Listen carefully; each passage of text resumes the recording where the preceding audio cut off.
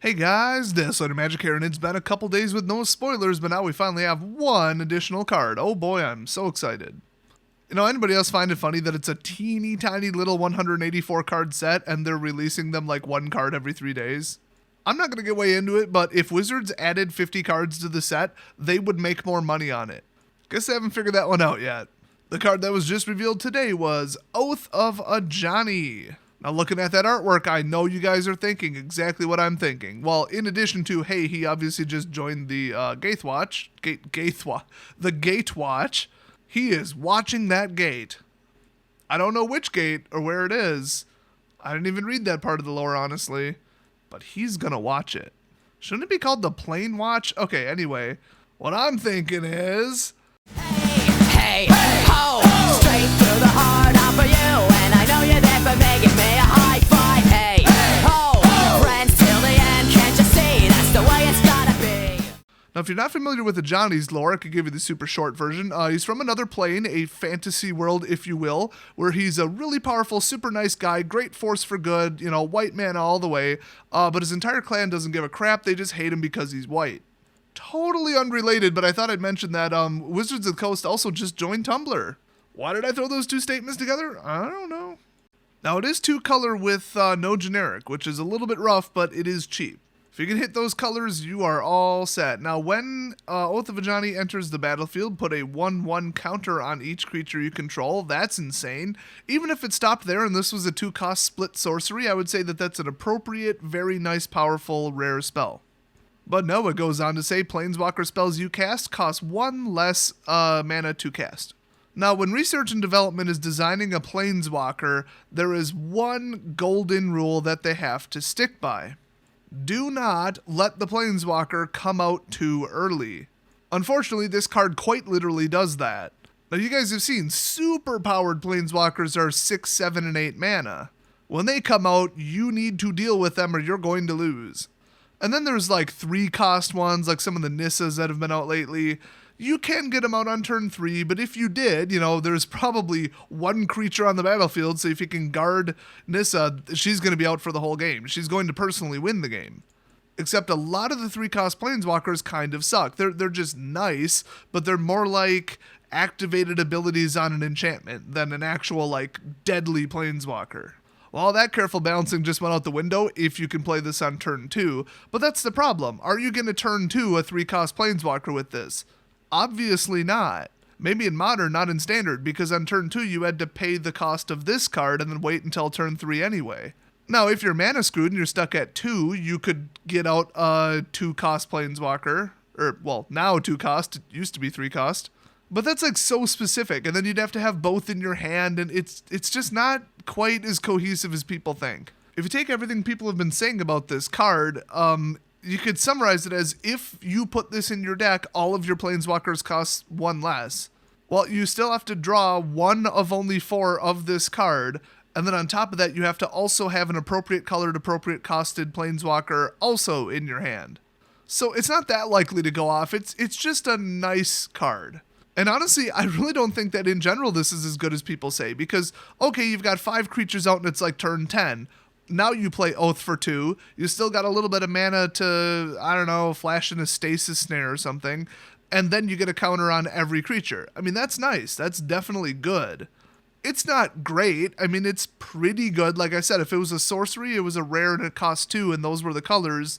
Okay, yeah, drop a counter on everything. I mean, I think I've even seen more impressive spells than that. And then at that point, if you happen to be playing a Planeswalker, okay. Now that comes out for cheaper, but at that point, you probably had the mana anyway. All it does is free up a little bit more mana, and the only really dangerous color that you don't want to sit on mana with is blue, because blue has counter spells. So the probability of getting Oath plus a Planeswalker in your hand at the same time without mulliganing to death isn't really high, but if you just kind of passively put it in your deck and hope you maybe hit it some of the time, within your first, second, or third card draw or in your opening hand, okay, yeah, it's powerful, but I don't think it's game ending or unfair. So it should just be a fun card. I don't think it'll go way above, $6, $7 probably. Depends how many pro decks it goes in though. Now, the other thing with this, though, is one of the most popular, most heavily played cards recently has been Gideon. If you're playing white, Gideon's in your deck because he's basically not even a planeswalker, he's a creature. Oh, except he's not just an indestructible creature, he's also a token generator. Oh, but he's not also a token generator, he's also an enchantment that's indestructible and has Shroud, which is the emblem. You know, I'm comparing him to if he was a different card. And he gives all your creatures +1/+1 permanently. So now, if that sounds familiar, yeah, Oath does that too. So if you were to somehow magically, without the use of Blue's contingency plan and Scry, go for Oath, and then the next turn a discounted Gideon, that's insane. But just probability-wise, you have, I don't know, something like, not counting mulligans, like an 11% chance of that happening in the first 3 turns or something. Or it might be like 18%, but it ain't even 50-50. If you can get that combo off in, 1 in 5 games, good for you. And I didn't even put the color fixing on top of that, so it probably is like 10% all things considered. I've heard everybody from the amateur players to the pro players make the same mistake. Oh, you can take this card and then go into this card and use it to feed this card. Yeah, 3% of the time. You're completely missing the fact that it's an unreliable combo that's never going to happen without assistance from deck arrangement. You'd either have to fetch a card, or you'd have to scry your balls off until you get the cards you need. Unfortunately, Smuggler's Copter is legal right now. So I think Smuggler's Copter with Oath of Ajani, that might be a little much. The only problem is, okay, you do a Super Friends deck with a ton of Planeswalkers, then put out a couple Oath cards plus Oath of Ajani.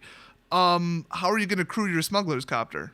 So it could go in a deck that's kind of light on Planeswalkers, but then you have to use the Smuggler Copter to go get the Oath and a matching Planeswalker. So I just think it's pretty long odds. I mean, I wouldn't write the card off. I'd put it in my deck. I just wouldn't count on the combo. In other words, I wouldn't build my whole deck around Oath of Ajani. In Modern, though, kinda broken. I mean, when was the last time you saw a Planeswalker in a really top-tier Modern deck, but still, kind of more broken in Modern. With the counter, you might even be able to do some little limited trick with Kitchen Finks or something. I don't even know. I don't study the top net decks. I don't follow them, obviously. But I feel like with more fetch, more draw, and garbage like Gitaxian Probe, you could probably get Oath out reliably more in a Modern deck.